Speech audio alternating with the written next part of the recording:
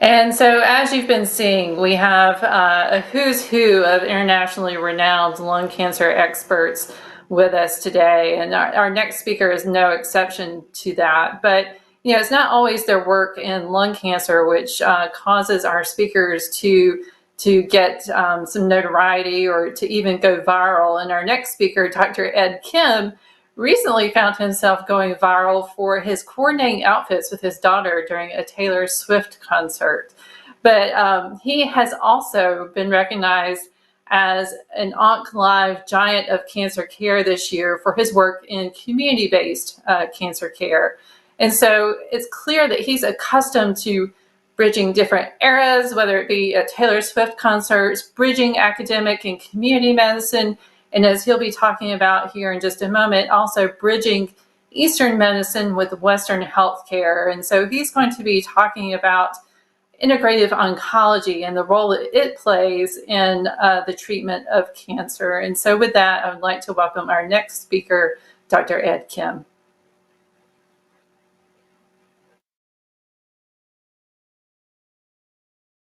Great. Thank you so much for that kind introduction.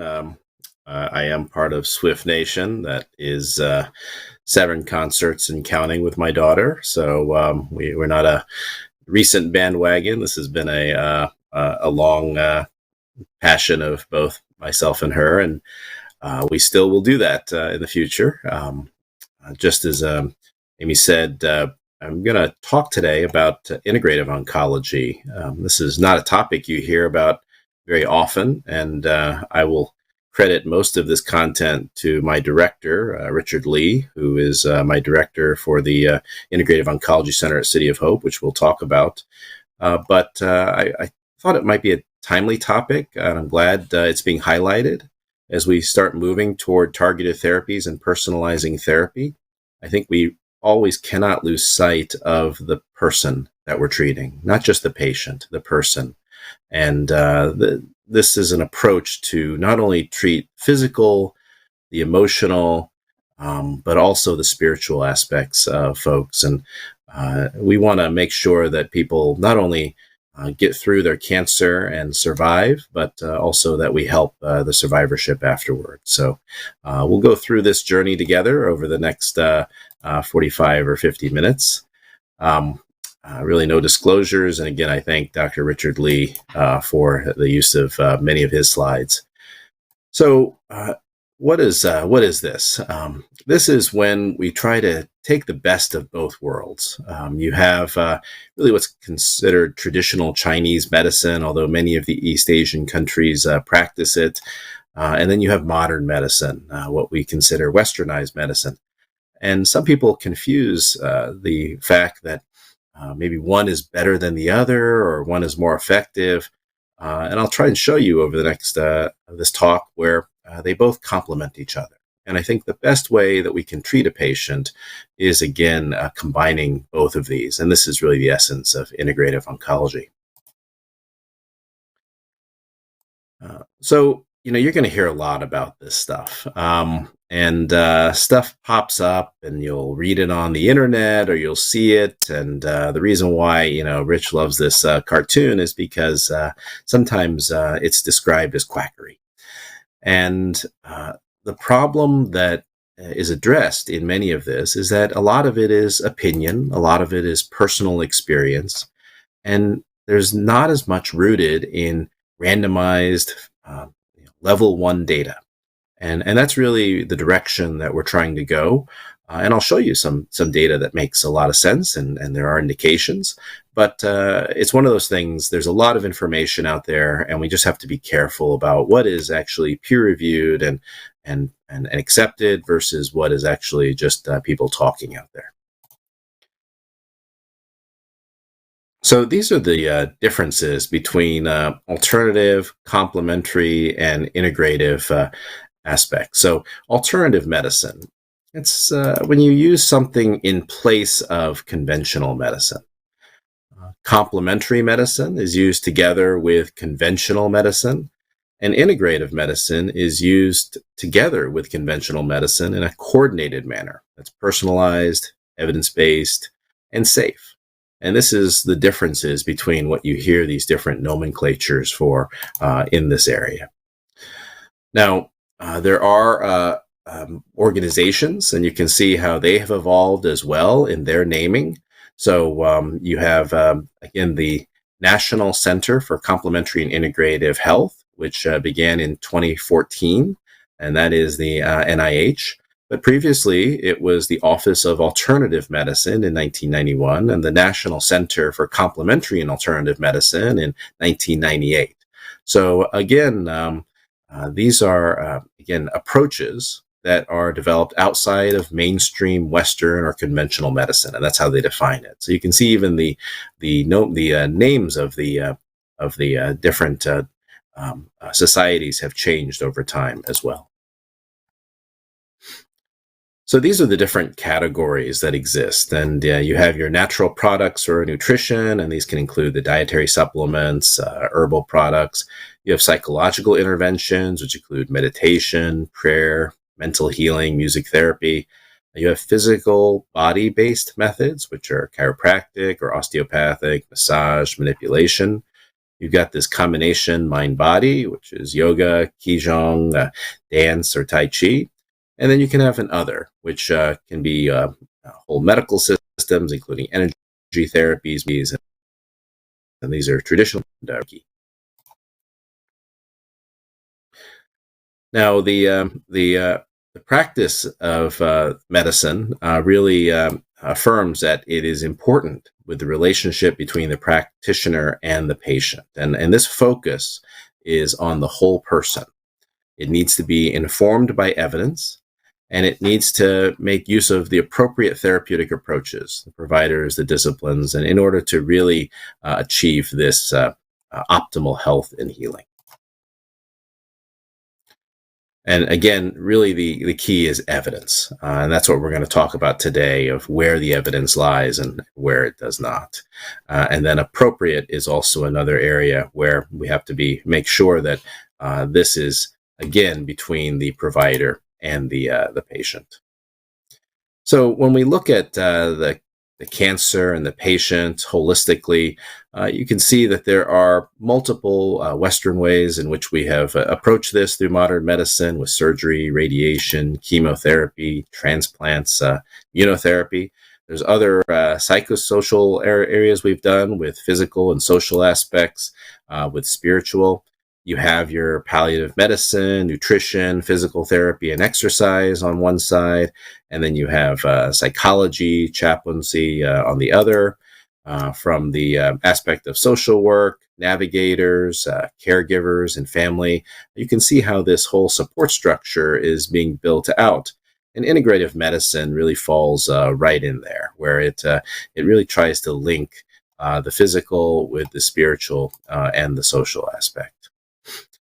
So this was a CDC survey back in 2012, and it looked at, again, the prevalence of utilization of these different therapies. And you can see natural product therapy was, up there in the high teens, all the way down to its use, and not very much as we go down the list here.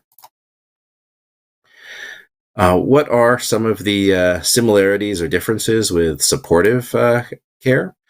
Well, because many times in academic places, they're lumped together.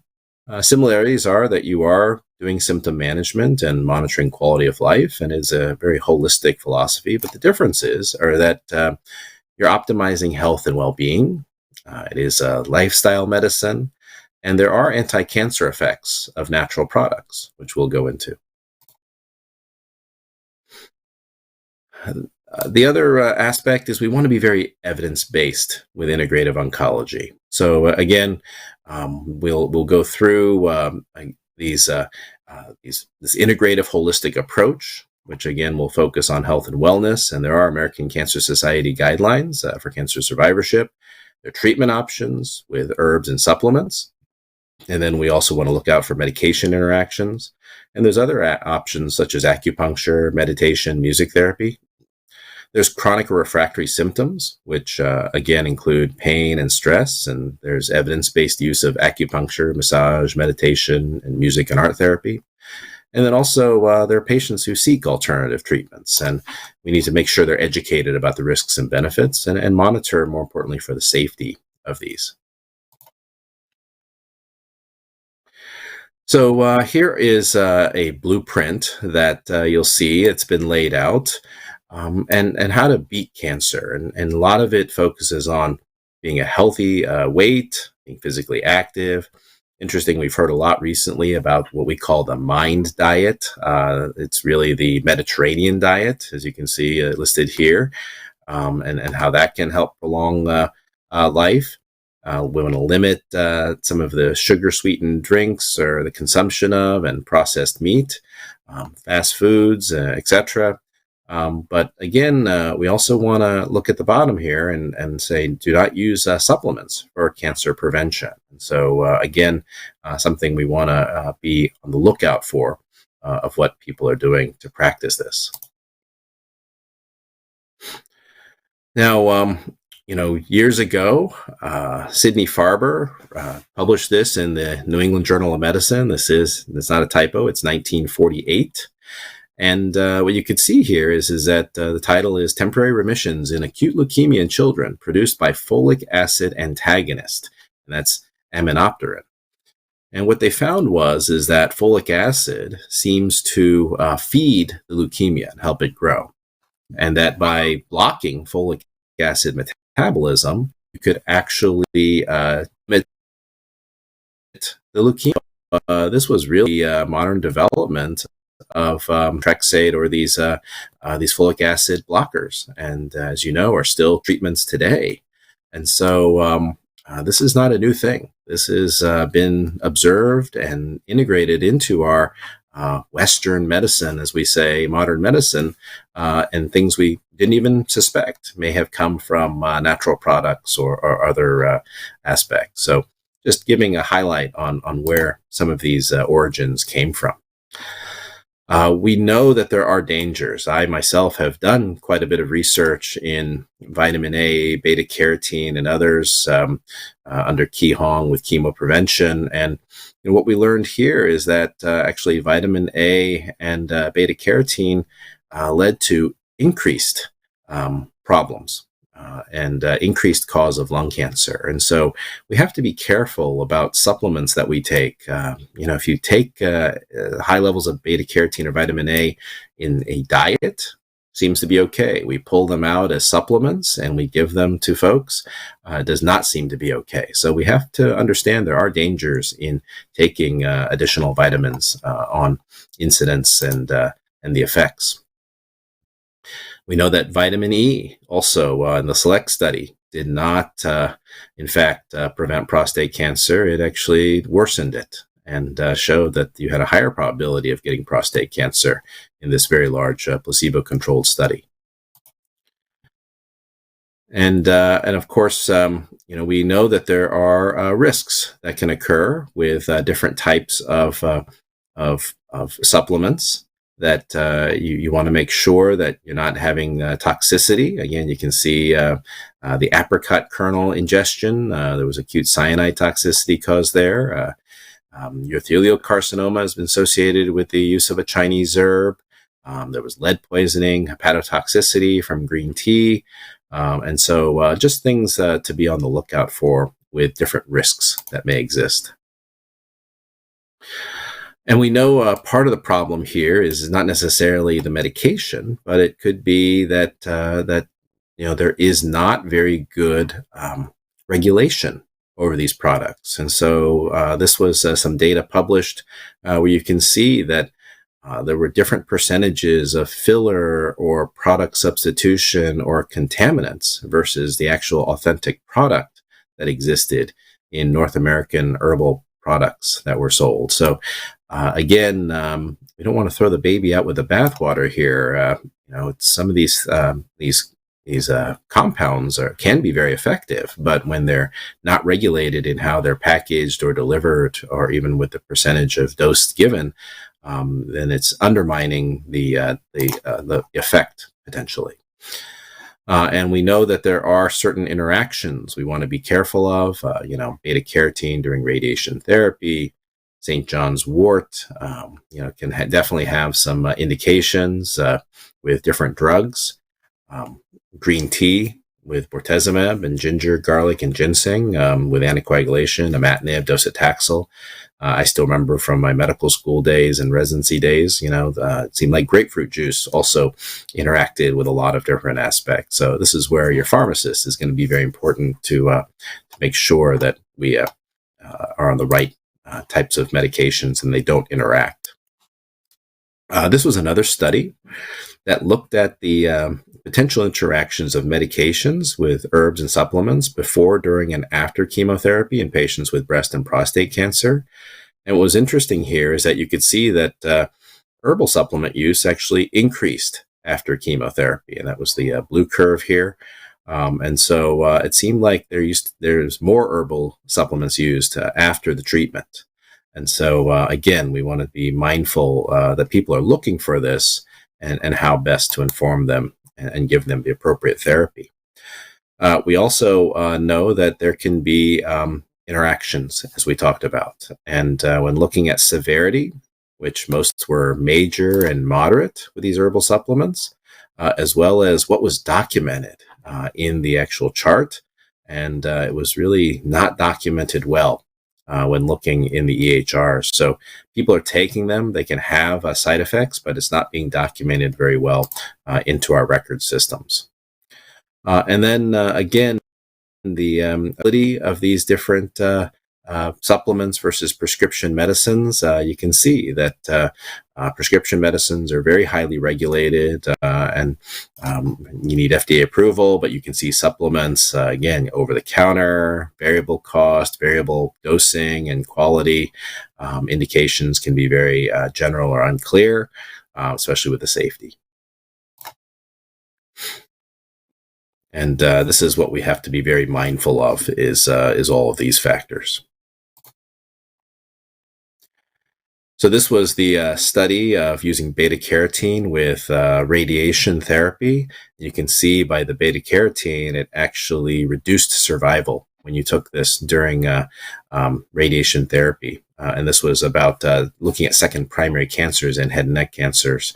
And it did not do the desired effect that it was intended to. And then when we look at dietary supplement use during chemotherapy and survival outcomes of patients with breast cancer, this was a controlled trial.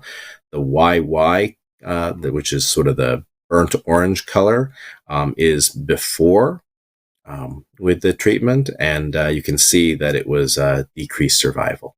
So again, lots of evidence to show that we have to be mindful of taking these different supplements. Now, there are some positives out there. Ginger, for instance, reduced acute chemotherapy-induced nausea. This was 576 patients, and you can see that the ginger reduced the incidence of chemotherapy-induced nausea.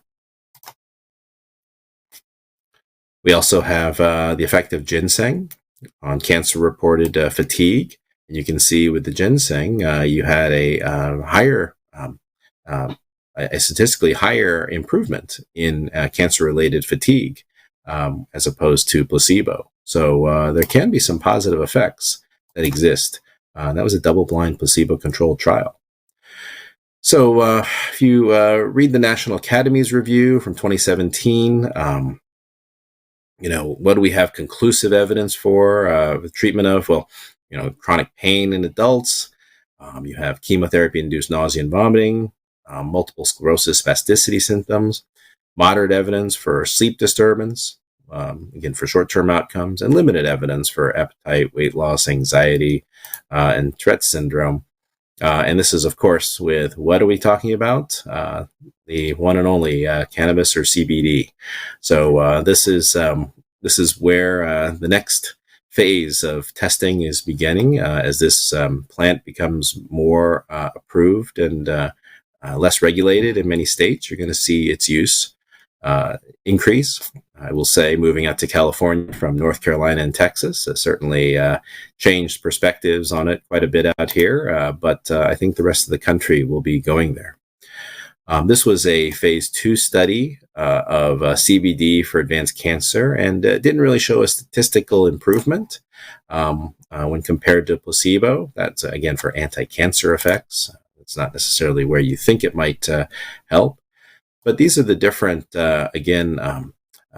cannabis or cannabinoids in adults. And these are the ASCO guidelines. So again, where there may be benefit or not with chemo-induced nausea, we do have, moderate for dronabinol and nabilinol. There is, it's low for some high dose CBD. Cancer pain is a moderate for nabiximoids, and then moderate for also sleep. So even from a aspect from ASCO, there are, more and more openness toward trying to figure out where the use is and where there can be benefits. Now, where does medical cannabis fall within practice? There are FDA-approved options, which is dronabinol. Medical cannabis can, with THC, can be used with nausea, vomiting, or anorexia.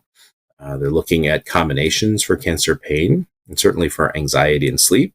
And the key is to start low and then limit the total number from a daily practice. I will add that Dr. Lee was the first investigator in the country to get an NCI-funded R21 that is going to study a combination of THC and CBD in neuropathy for patients who previous chemotherapy that has left them with neuropathy. So we'll be initiating that trial at City of Hope in the coming months. But he's the first in the country to get that approved. And then, of course, the SIO, which is the Society of Integrative Oncology, and ASCO have joint guidelines for cancer pain. And you can see where the cancer pain aspects have been looked at here in the symptom setting and then with integrative therapy. And so, again, you might have aromatase inhibitor-related joint pain, and that's where things like acupuncture and yoga may be able to help. And you can see there's different ratings on the side of whether there's a lot of evidence or less evidence.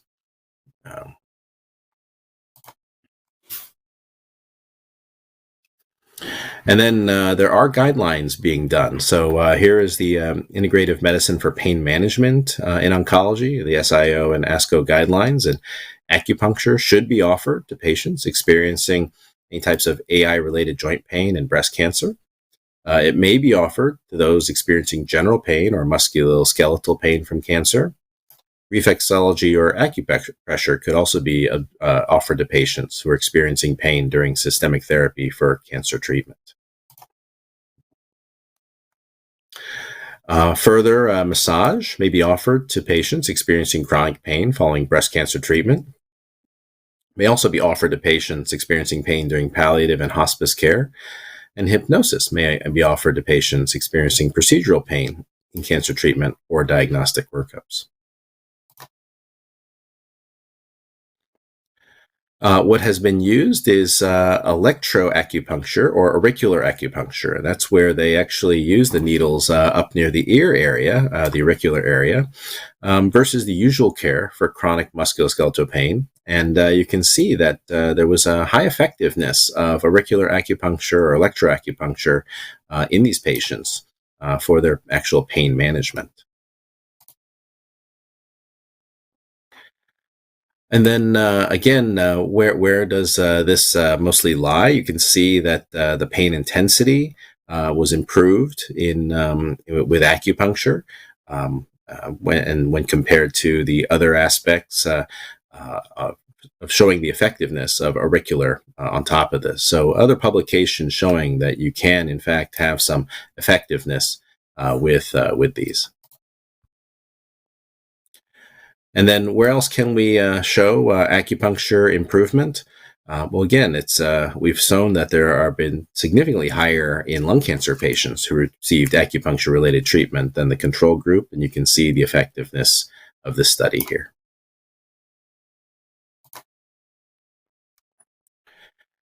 And then again, massage therapy versus simple touch to improve pain and mood in patients with advanced cancer. And you can see on this force plot that it's definitely been improved with mood and pain, as well as other factors that were sustained. So we know that some of this doesn't sound so scientific, but it makes sense to us because many of you've had massages and others. And, I think it does improve your pain or your mood after you've done that. And you can imagine going through treatment or having cancer-related pain, that's also going to help it as well.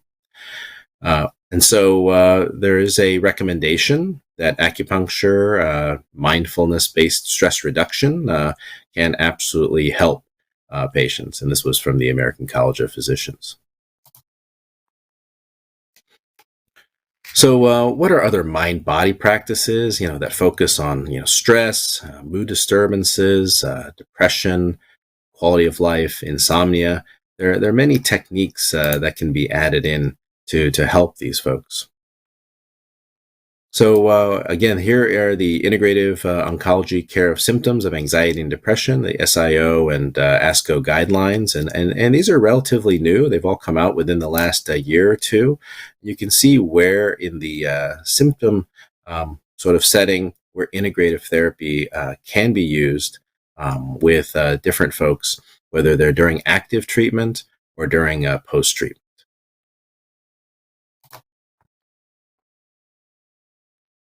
And then here is a similar one for anxiety and depression.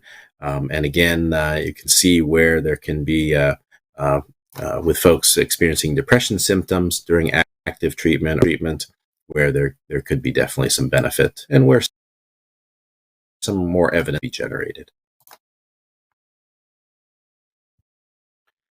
So the SIO and ASCO guideline will basically say that mindfulness-based interventions should be offered to people with cancer to improve anxiety symptoms during an active treatment.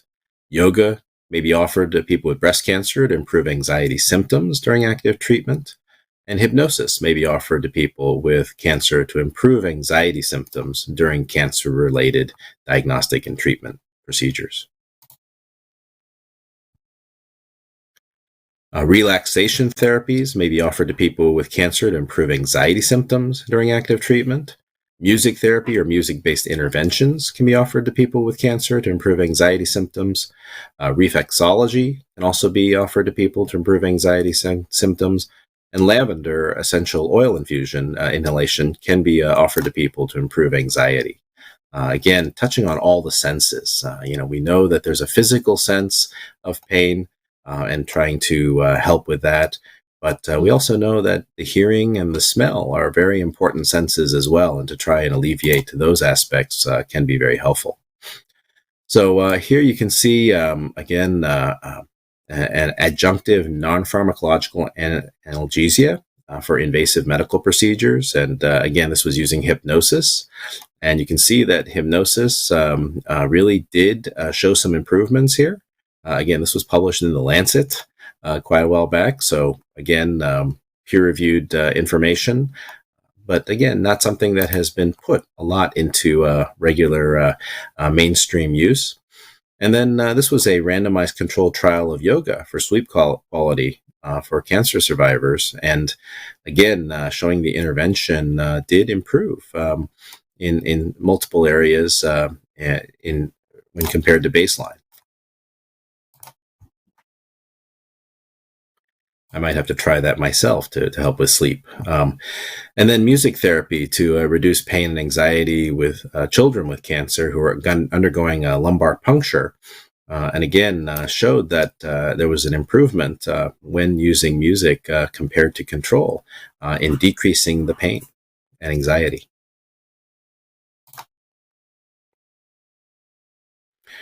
Lavender aromatherapy, again, has shown improved benefits, and it contains an active ingredient for relaxation. And this has really been shown that 15 minutes or usual care, it showed a 40% decrease when infusing lavender aromatherapy patients. So again, going through some of more of the additional guidelines here, through the SIO ASCO aspects. Clinicians should recommend exercise to reduce the severity of fatigue. You can also recommend CBT with or without hypnosis to, again, decrease the severity of cancer-related fatigue. We want to do mindfulness-based programs also, and looking at Tai Chi or Qigong, which may help folks. And then further, again, recommendations here about especially after active cancer treatment and how to maintain.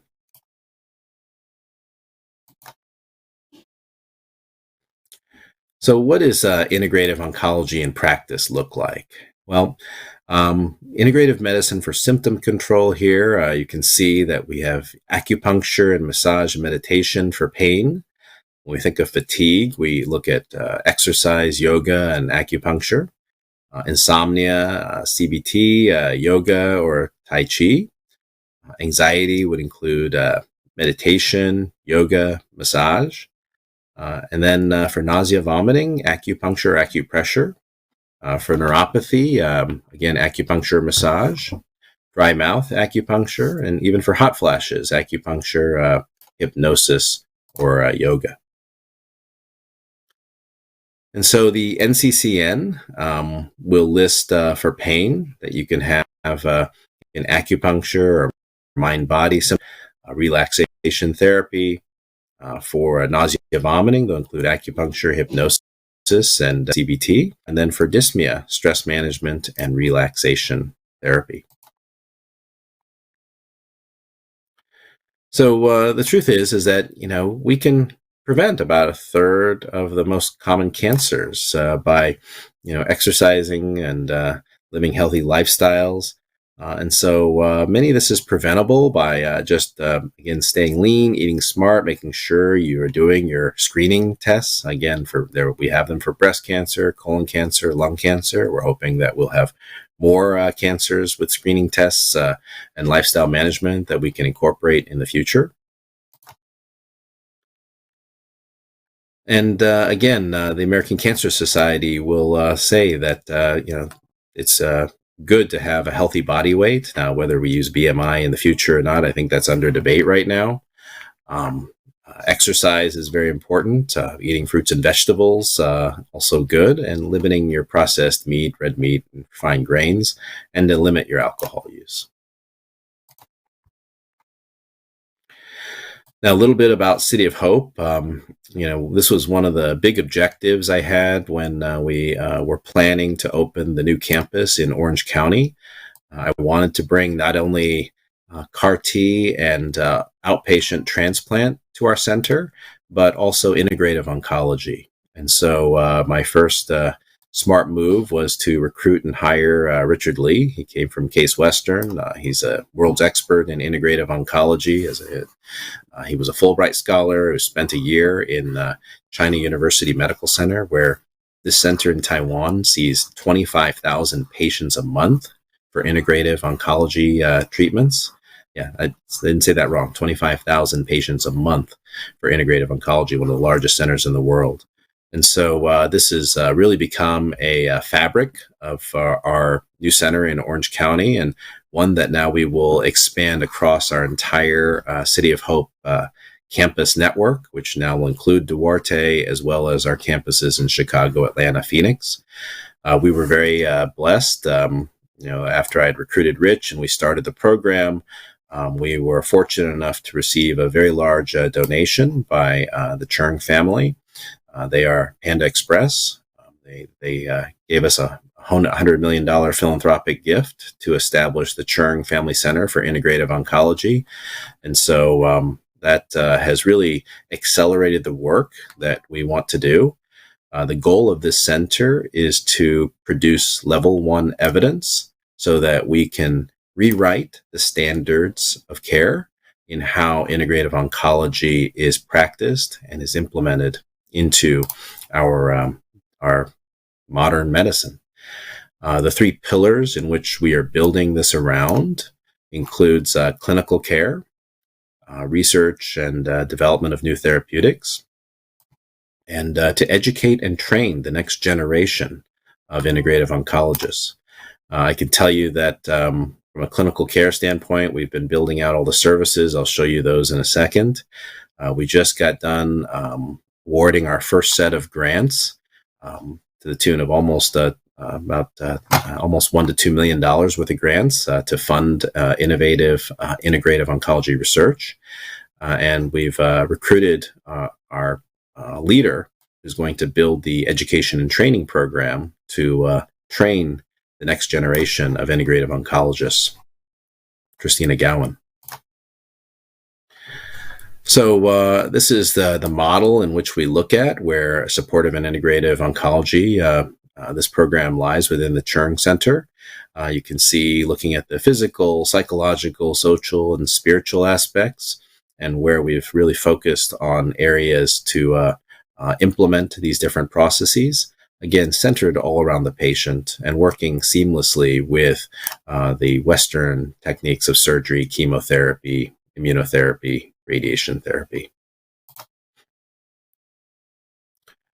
These are some of the programmatics aspects that we've had. So initially started in March of 22 with just a physician and a nurse practitioner, and now we've got a mind-body medicine leader. We've got programs including meditation, yoga, qigong in both campuses in California.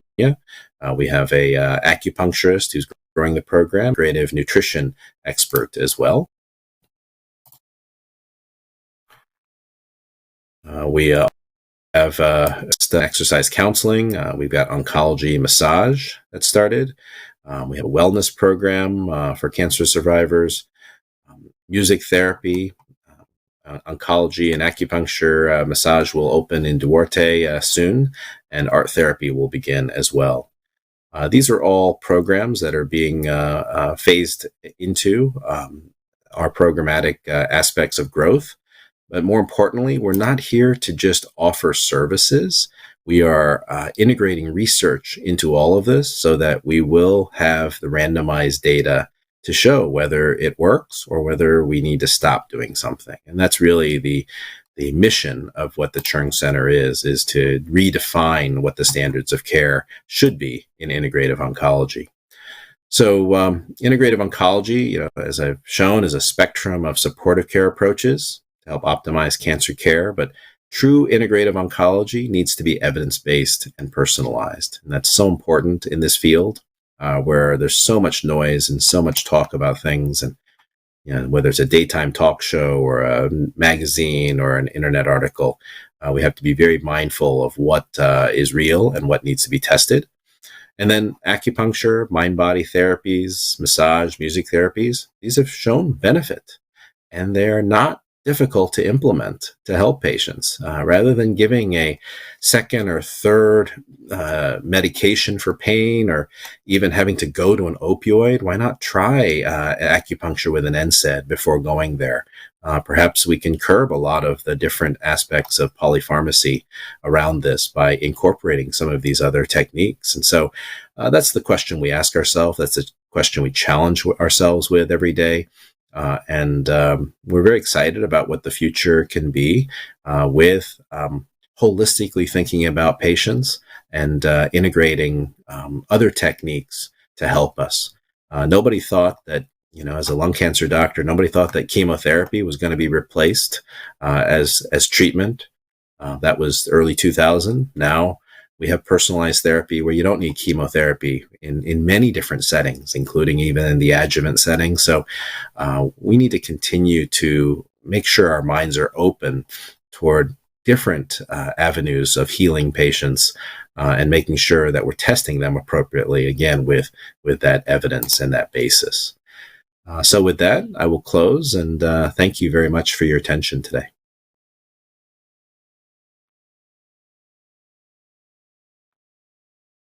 Thank you, Dr. Kim. That was phenomenal. And I can say that our Q&A is lining up with questions from the audience. So it was really exciting and interesting to see where the field is going.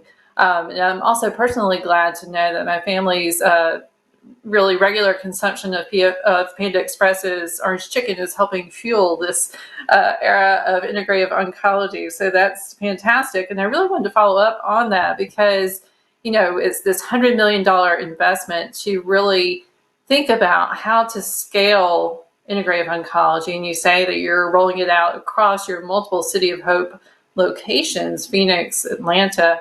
But how do we bring about that sea change in oncologists' attitudes toward integrative oncology? It's still somewhat of a taboo subject, and there's a lot of hesitation among many oncologists to embrace this as a part of the cancer care continuum for our patients living with lung cancer. So how do we take what you have clearly adapted and get more oncologists to get on board with this concept of integrative oncology? Yeah, that is the challenge. And I think it's with any therapy, Amy, really, I still remember when people didn't want to use anything except docetaxel, second line for lung cancer. And they said, well, that's the best therapy. It's the best we have. It's like, no, it's not really. And, I ran a study where we showed a pill in a non-selected population that was gefitinib was as good as docetaxel, or as bad, as we could say, for treatment. So I think, number one, it has to be data, right? And that's where we're really fixated on, is driving the studies, driving the trials. City of Hope is leading this, but we're not alone. There are other centers that have been doing this. We want to work together. We assembled not only an advisory board, but an external advisory board.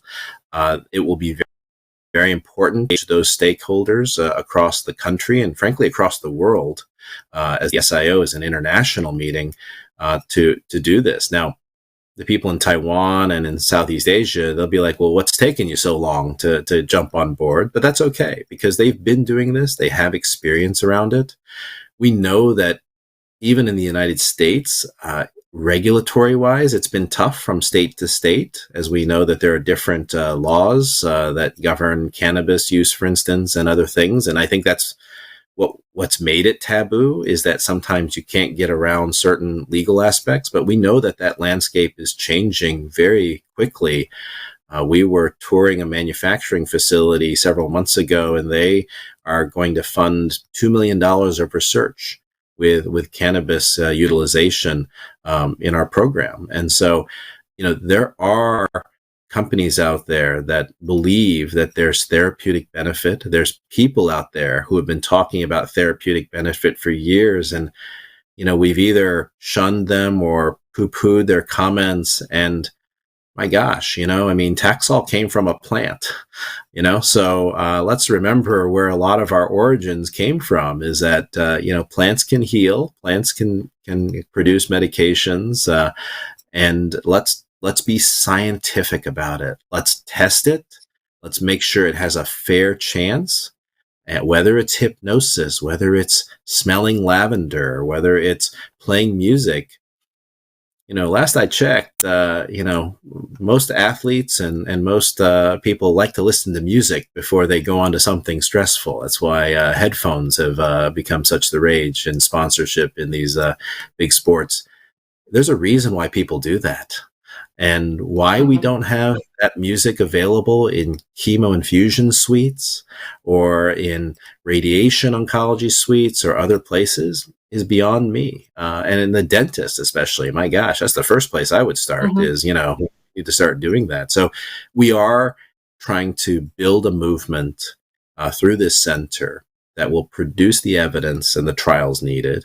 And then it's a matter of making sure that those people out there practicing it right now are practicing it according to guidelines. That's the second part of the equation, is that you have practitioners out there who are making recommendations, and sometimes they're not as evidence-based as they should be. And so that's why the guidelines are so important. That's why I showed a lot of those. So there are guidelines coming.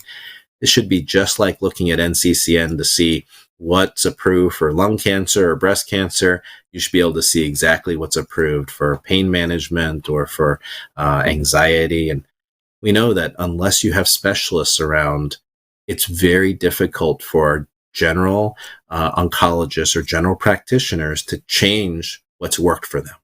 They don't have the Mhm. resources of a lot of academic centers with pharmacists and APPs who can all help out.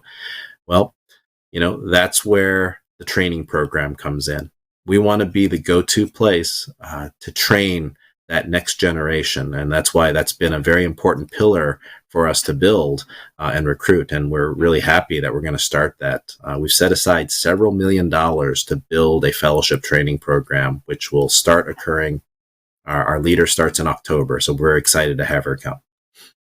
That's incredible, and congratulations. That's so important. And, I keep hearing you say, and I appreciate your reference to evidence-based, scientific, really having guidelines to guide this, because unfortunately there is a lot of quackery, as you alluded to at the beginning of your talk, and a lot of ways that we could do harm to our patients if they don't, adhere to that. And so, our community is asking, what are the appropriate journals they should be looking at when it comes to integrative oncology, or where are the trusted resources where they can find some of this vetted evidence-based information to help guide them in their own treatment decisions? Yeah, I would first start with, if you have questions, there are several academic centers that have very good programs. Start with inquiring through those sites. City of Hope has a website, Memorial Sloan Kettering, MD Anderson, and there's others as well. They're very good, and they have experts who can help vet these questions. I think it's challenging for the consumer, even an informed consumer who may be a patient, to go through the scientific literature and really, oh, that's a good study or that's not. Just because it was on the nightly news doesn't make it a good study. It just meant that it hit some headlines. And so, we really want to make, help the public sift through this. And if you have a question, many times your general practitioner is not going to be able to answer that question because they're going to have their own opinion around things. Really look toward these societies. So ASCO and SIO has that. And I'm really pleased to say that the Society for Integrative Oncology, for the first time, will be in Orange County this fall. It's in late October. Dr. Lee is the chair of that meeting, and we're very excited to host it. There'll be 500 plus experts from all across the world descending upon Orange County to trade the ideas, learn from each other, report out the data. So there's a lot of references out there and places you can go to societies to find this information. Great points. So we talked about the challenges with getting oncologists on board, but there's the other issue of how do we get insurers on board, and how do we get these therapies covered, because that's not always the case. Yeah, we talk about that path often. Acupuncture actually has a couple of indications for low back pain. Now, that doesn't mean every insurer will cover it just because it has an indication. We know that's the case. It's based on payers, but it is there. And so it definitely has a code and can be utilized for that. We feel that the path forward for this is definitely the evidence-based data. And so our goal is to do the randomized trials, make sure there's level 1 evidence, make sure it gets on the guidelines. Because once it gets on the guidelines, now the payers have to really consider, it's on treatment guidelines. And, that's why showing the ASCO SIO guidelines is so important, because maybe now you do have to pay for it. We see that as a big problem because many places you either have to pay out of pocket or the program itself has to underwrite the cost of it. And so, we have that problem everywhere. And that's been also a barrier toward expansion of these types of services, both supportive care as well as with integrative oncology. So that has to change at some point, and it will with the data and production of these guidelines. So that's how we feel the path forward is. We also need advocacy. That's why we're here today. You have a lot of advocates out there. They've done wonders for what's happened in lung cancer. And even we were talking about this with lung cancer screening just, 5-6 years ago. Hey, shouldn't they pay for it? Shouldn't they? Yes, we have data. It shows it's beneficial. So the same types of battles have to be done. But hopefully we'll have enough ammunition to help make those battles easier. Great. Another question we received is, can you tell us a little bit more about research into the interaction of supplements with lung cancer? A little more depth on that. Yeah, it's really underreported. And even the interactions, there was an abstract even at ASCO where it showed the interactions of cannabis products with medications. I mean, who is actually studying that and who's reporting that? And we know that there's definitely a percentage of the population that's either ingesting or taking CBD or other aspects. And I still remember a patient of mine years ago who brought in 2 trash bags worth of supplements they were taking. And I'm like, oh my gosh, let's go through this here. And, you can buy these anywhere. And so a lot of this stuff is just not reported well. And people are frankly a little afraid to tell their doctors about it because of the reaction they'll get from us. So we have to be very careful about that as providers. If we start talking negatively about certain types of techniques or certain types of medications, your patient is probably not going to share that with you because they're embarrassed. And now we have closed off that communication between the patient and the provider. And that's the worst thing we can do. And we showed that data where the documentation in the medical record was poor. Very poor for any of these aspects. And so, if we're going to really be able to pull data sets for interactions with different supplements and medications, got to have that data. So it's an ongoing work to do that. But there is active research. Like I said, there was just an abstract this past year that was presented. And so people are looking at this more and more closely, whether it's with mushroom extracts or, CBD or THC or other things. But part of that is also getting the willingness of patients to disclose they're doing that and making sure you're accepting of that and understanding it. Yeah, I mean, you touch on something important because I know it's also been discussed how patients, may underreport complications, toxicities for fear of being taken off of a drug. So if there was some kind of interaction between a supplement and their cancer treatment, are they fearful of, discontinuing the cancer treatment because of that? So being honest and transparent both ways, I think, is critically important. I'm curious because, you were recognized by OncLive as a giant of cancer care for the work you're doing in community outreach and education. And right now, you talked about this being really something that's concentrated in our academic medical centers, at City of Hope, MD Anderson, Dana-Farber, others. How do we, and how are you thinking about, you laid out kind of the model and some of the work that you're doing to try to get this out into the community, but what do you see as the opportunities and maybe some of the challenges of doing so? Is there more reticence around embracing, integrative oncology in a community setting, or are they more open to it? Yeah, I think when I mention those centers, I would say the structured programs exist at those centers, but the practice of integrative oncology or different facets of it absolutely weave into the community.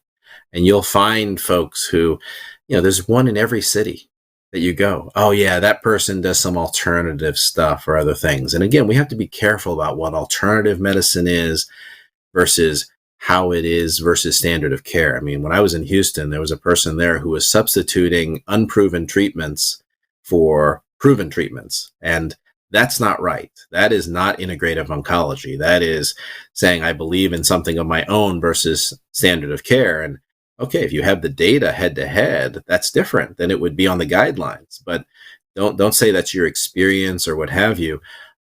It's amazing if you start digging around in these communities, how many places have acupuncturists out there that are kind of just going by the way they practiced, or people who believe in spiritual care or other aspects. People who prescribe CBD or THC. Oh, you're known as that person in that community. This is where the guidelines will help. And if we can place recommendations on these national guidelines, that will inform not just the practitioner, but it'll inform the public on the indications of what they should be used for. And it will establish this sort of guideline-based practice, which now, if it's straightforward, and to your point, if it's reimbursed, well, we've seen that, practitioners will have very low barriers if something is reimbursed easily to utilize it.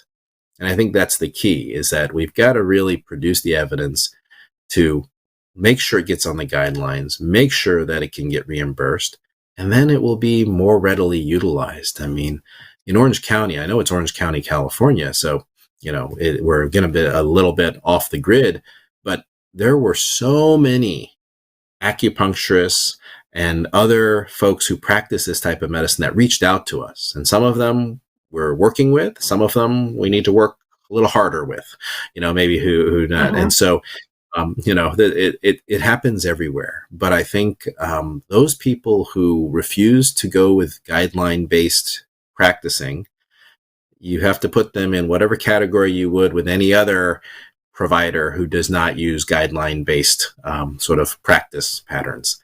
But I think there is a need, there is a desire out there. And for too many years, it's just sort of stood by on the sidelines as this, in the shadows, in the alleys of, oh, this is what we do on the side, etc. No, this needs to be embraced as a important aspect of care. And I look at it as the same way that supportive care, which used to be called palliative care, mind you, at many places, supportive care really became part of how we treated patients. And it took one study that was not even that well controlled. It was out of Dana-Farber, and showed that there was a benefit of early supportive care interaction. This was New England. That's what, because clearly these techniques work. People use them, they seek them, but now we can hopefully make them more guideline-based and structured. Yeah, so important. So another question that came in is, many folks in the lung cancer community swear by the keto diet as effective. Any thoughts to share on that? There's always a lot of discussion about diet and sugar and, different diets and how they may contribute to cancer. There is a lot around that, and I wish I had a great answer for that. I mentioned the Mediterranean diet, and it just happened to be on the news most recently. We don't even call it the Mediterranean; we call it the Mind diet. I believe personally, as someone who's never been described as skinny, let's just start there. Even when I was born, I think I was born 11 plus pounds. So, my poor mother. But I believe that everyone's own metabolism and diet and their body sort of composition is unique to them. And that shouldn't be a surprise, because it took us, 50 years to realize that cancer was unique to each person as well. It wasn't all the same. And so I don't believe that there's one diet that fits all. And I think as we start doing more research into the microbiome and really seeing how different hormone levels interact with folks and how their microbiome is shaped by what they ingest, we will get to a point down the road where there will be a personalized sort of diet or nutrition program for an individual that will be able to say, hey, these are kind of like where you should be and where you need to be and where you need to avoid. And some of those will be very general folks. I mean, we can all say we shouldn't drink a lot of alcohol and eat a lot of processed foods, etc. But something more specific, just as you say, whether it's a keto-based diet or whether it's a diet, I think we'll find differences. And we know that because there's some people who eat, it reminds me of smoking, where some people who smoked their whole life never got lung cancer, and some people who never smoked got lung cancer. Well, there's some people who eat terrible food all the time and don't get overweight or die of cardiovascular disease. And there's other people who don't even, they're very healthy and they die of cardiovascular diabetes. So I really think it's the same line of thinking. And I think we still have a lot to learn around that. And so people try to say, use the food pyramid, all that stuff. But I think it's going to be different for different folks down the road. That's the best I can predict on that. Mm-hmm. Yeah, I think that's very true. That we're all unique and in our exposures and what we can expect in our own development. And we're all One going to be last on question in GLP-1 our inhibitors anyway as well. So, to prevent the diabetes aspect. So exactly. So there's that. In our final minutes, why aren't physicians, why aren't healthcare providers talking about some of this up front? Is it just that it hasn't caught on yet? But I mean, you showed some clear data, so we, why aren't they being we, more transparent? saying we as physicians, me being one, we don't like to talk about things we're not confident about. We don't like to appear like we don't know something in front of a patient, because that can sometimes, make the patient's trust a little bit different. So that's a natural tendency, is for us to avoid topics that we're not well versed on. And the ones we have to be versed on, like new drug approvals, etc., you have to, because the patient's going to come in and ask you about it. And if you don't know what just got approved for lung cancer the other day, then, because it's certainly going to be on the guidelines today, but there was an approval just today and a couple weeks ago, then you're not going to look as positive in a patient's eye, into a peer's eye, etc. So I think part of this is that we just have to help increase that knowledge and reduce that gap that exists. And the more it becomes, again, more talked about, more mainstream, people will learn about it. People want to hear about it. And again, I think physicians would be shocked if there was a blinded survey with their patients, how many are actually taking CBD, THC, or some sort of supplement on a regular basis. They'd say, "Oh, I know everything about my patients." Like, no, I bet you don't. And this is the Mm-hmm. gap that we have to try and reduce. Yeah, so true. Well, again, thank you for this amazing presentation. I think it's something that is clearly going to continue to increase in usage. And as you say, it's probably underreported already. So we look forward to your continued success as you build out this model for City of Hope and for others around the nation. And thank you for your time. And best to you always. Thank you, Dr. Kim.